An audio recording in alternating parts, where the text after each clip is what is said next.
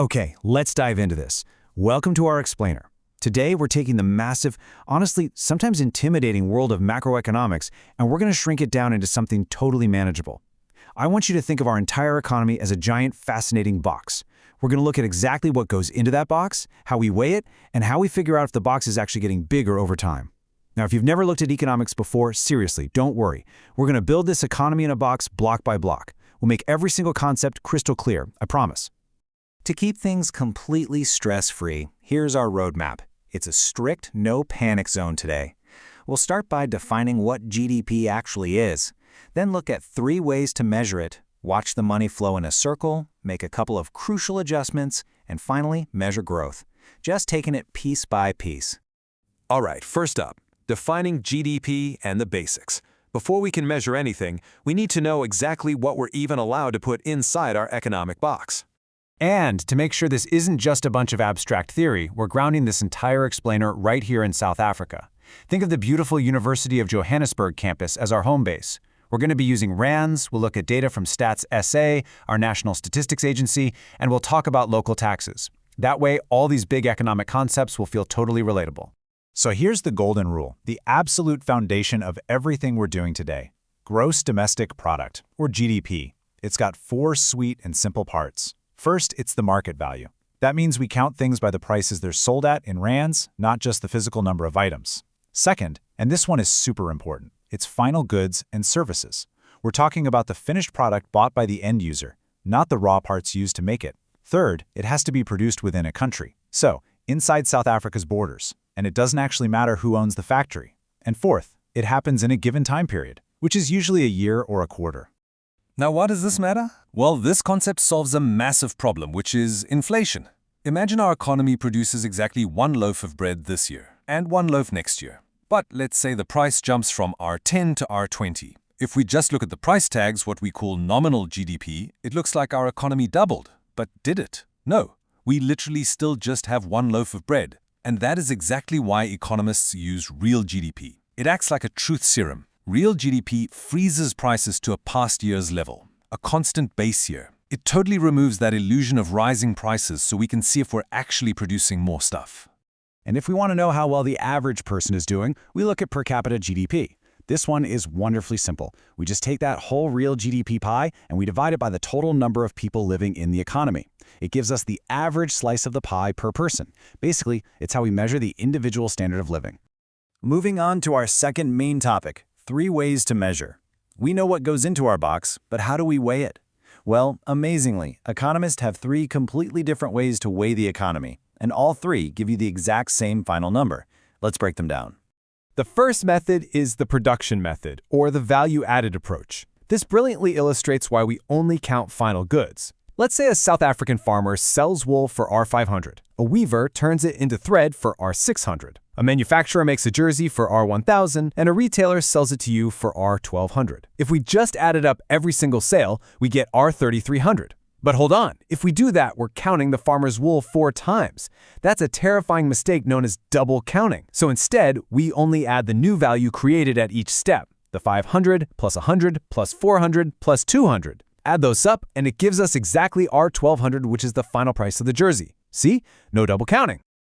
Our second method is the expenditure approach. Instead of looking at production, we just look at who is spending the money. We add up everything households spend, which we call consumption, or C. We add what businesses spend on new equipment, which is investment, or I. We add government spending, G. And finally, net exports. Now, we add the stuff we sell overseas, but we absolutely must subtract the things we buy from overseas. Why?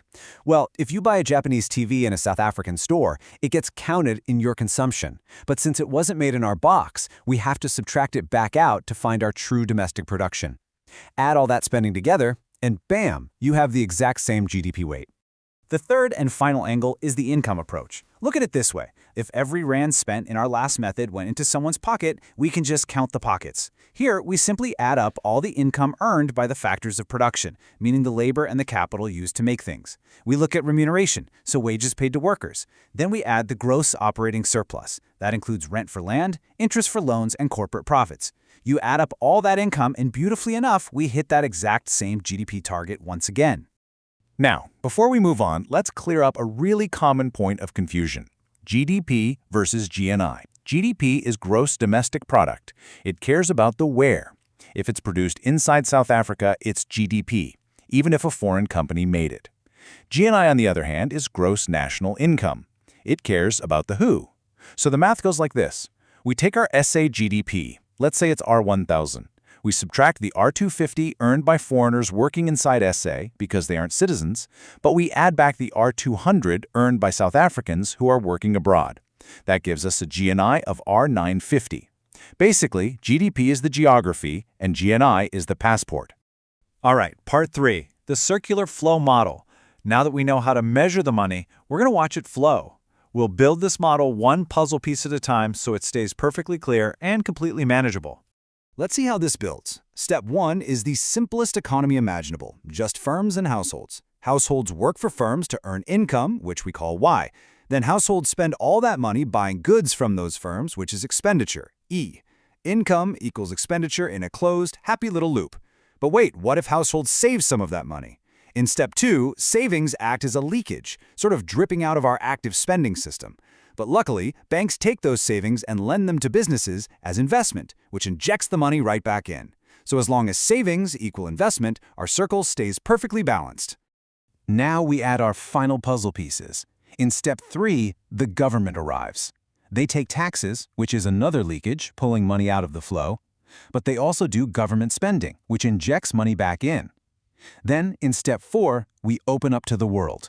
We buy imports, which leaks our money to other countries, but we sell exports, injecting foreign money into our flow. Now, don't let this final equation scare you. All that means is that all the leakages on the left side, savings, taxes, and imports, must absolutely equal all the injections on the right side, investment, government spending, and exports. That's the whole shebang. Let's zoom in on that foreign sector for a second, because it's super important. When we look at imports and exports, we're looking at our current account. If South Africa imports a lot of things from overseas, meaning imports are greater than exports, we have a current account deficit. Basically, we're leaking more money than we're bringing in. So how do we pay for all that extra stuff? We have to rely on the financial account. That means we need an inflow of foreign investment, like foreign companies buying South African bonds or building factories here, to balance the books. If we don't get that financial surplus, we start running out of our foreign reserves. It's a crucial balancing act. Section 4, making crucial adjustments. You are doing fantastic, by the way. We've weighed the box, we've watched the money flow, and now we just have 2 tiny little adjustments left to make our data completely, perfectly accurate. So the crucial point here is understanding the difference between gross and net. Earlier we talked about gross domestic product and gross investment. Gross investment is the total amount of money a firm spends buying new machines and capital. But over time, machines get tired, they suffer from wear, tear, and they get outdated. This is called depreciation. Think of it like this. If a firm buys 3 new tractors, but 2 old ones break down completely, their net investment, their actual real increase in capital, is only 1 tractor. By subtracting that depreciation, we transform gross domestic product into net domestic product. Makes sense, right? Our second tiny adjustment is moving from factor cost to market price. Let's walk through this exact mathematical journey together. Imagine it costs R100 just to pay the workers and factory owners. That's our starting factor cost. Next, we look at the factory itself. The government adds a tax just for operating the business, like a R5 skills levy on payroll. But maybe they give a R6 subsidy to help the factory run. So 100 plus 5 minus 6 gives us R99. We call this the basic price. Finally, the item leaves the factory and goes to the retail store.